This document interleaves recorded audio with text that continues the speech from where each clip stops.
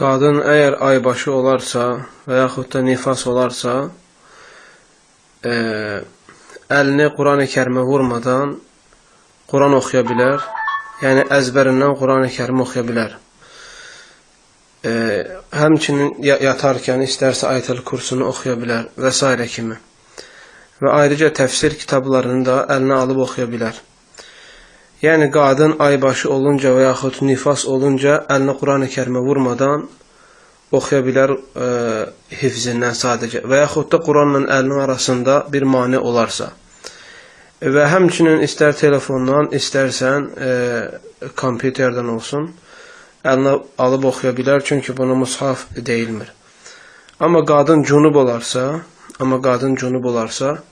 qəti şəkildə Quran-ı Kərimi oxumur, nə əzbərə, nə də əlinə mushafı alaraq.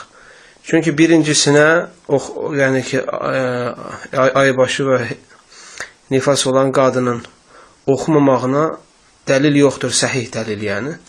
Bu barədə gələn nəhyə dəlalət edən hədislərin hamısı zəifdir. Amma cünub qadının, istər kişi olsun, Quran oxumağına səhih dəlil var.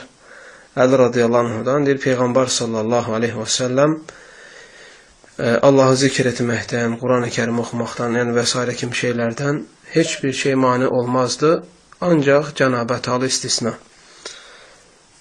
Bu rəyi ən məşhur xatırladığım İbn Teymi rahimehullah deyir. Müasir alimlərdən də İbn Baz və İbn Üseymin rahimehullah. Allahu aləm. İxlasla.com saytı tərəfindən təqdim olundu.